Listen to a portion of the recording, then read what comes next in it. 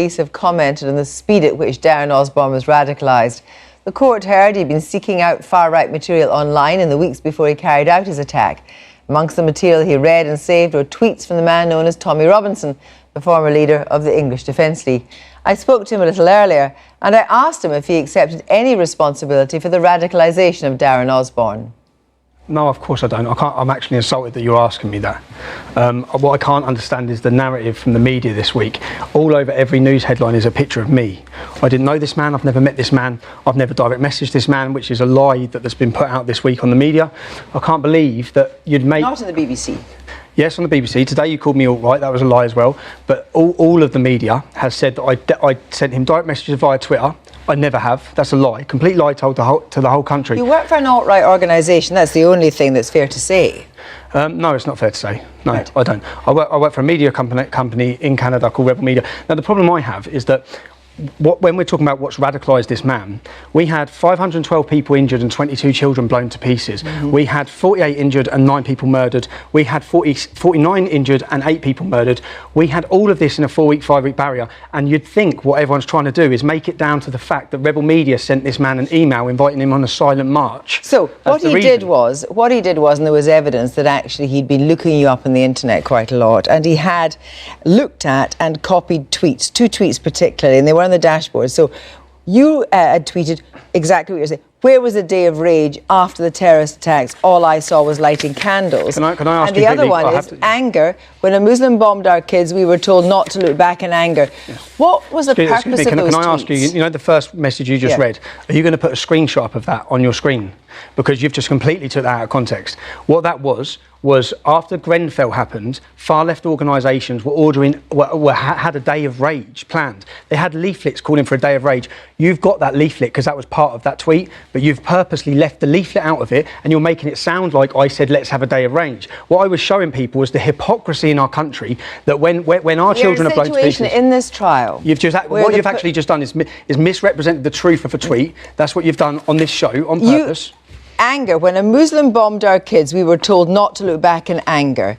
What was the purpose of that tweet? Because that tweet was on the dashboard of Darren Osborne's van when he attacked. Why are you not sitting here reading? Darren Osborne wrote the reasons why he done this attack. Why are we not talking about the reasons why he done this attack? Shall I tell you one of the reasons why he done the attack? What he wrote? No, he obsessively looked you up online. That's all I'm saying. Okay, all I'm saying is he wrote terrorist march through our country today.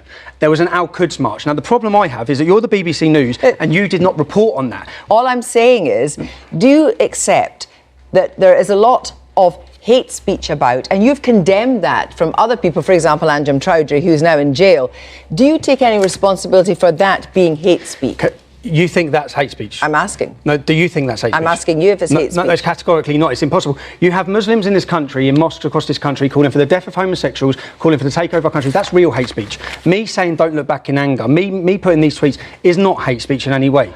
Why do you think that he obsessively looked for you online? Because actually it's the case that you were presenting in a way that encouraged him to take action against people. Absolutely unbelievable that you're saying that. 49 million people watched my videos in that 4-week period. And 193 million people read my tweets. Yeah. The reason why people are searching for me is because I give them the truth, unlike you. You're not giving them the truth. Can I just say, Tommy Robinson, yes. The fact is, yes. After he attacked outside Finsbury Mosque, which he gave you a reason why, he wrote a letter, and in that letter he quoted your tweet. All I'm asking you is, do you have any responsibility? He did. Please, for your viewers. It was heard in court. For your viewers. It was heard in court. For your viewers, read what he said. I'll tell you what he said. He quoted Sadiq Khan. He said just part and parcel of living in a big city. He quoted Jeremy Corbyn. He quoted you. No, he didn't quote me. He did. He quoted you in the tweet. He quoted you in his letter. He quoted that tweet. Please tell me what he quoted said. that. No, he didn't. Anger when a Muslim bombed our kids, we were told not to look back in anger. Do you know what that was? No, he said don't look back in anger. He didn't say that exact words. He said don't look back in anger. The front page of the Sun newspaper after the Manchester attack was don't look back in anger. He didn't quote me, he quoted the national newspaper. Do you deny that he quoted you in any way? Yes, no, he gave reasons why he done this. So he did quote you? No, he didn't quote me. I can't believe why you're not even looking at the reasons. I can't believe you're not looking at the fact we had 3 massive terrorist attacks. We have 22,000... This is not what this is about. No, this is the reason why he done it. This is about the rise of right-wing extremism and people being radicalised very quickly online. In court, And indeed, the commander of anti-terrorism at the Met said that people are radicalised within 4 weeks. I'm embarrassed for the BBC. We had 3 terrorist attacks in quick succession, and rather than talk about them as a radicalising factor for why this man reacted, he told you why he reacted. You want to put it on the fact. You want to put it on the fact that I report the truth. Excuse me, can I just say, terrorist attacks are appalling. Nobody is doubting that. All I'm saying is... So you don't think the terrorist attacks had anything to do with the reason why he done this? You think it was because I said don't look back in anger? I am asking that there are contributory factors, and he was radicalised online, and the prosecution and the courts and the police said that he obsessively looked at you online and quoted your tweets. That's a fact. No, the fact is, his wife said he was radicalised after your BBC documentary. Do you think what's the difference between the hate speech that you produce and the hate speech that Anjem Choudary produces? Why don't you sit the producer of that documentary down here and ask him if he feels responsible? One final question. No, you don't. Is what Darren Osborne did appalling and reprehensible? Of course it is. What sort of silly question is that? He's mowed down innocent people walking down the street. But also, what the BBC is doing is irresponsible and disgusting as a media outlet. Thank you very much indeed.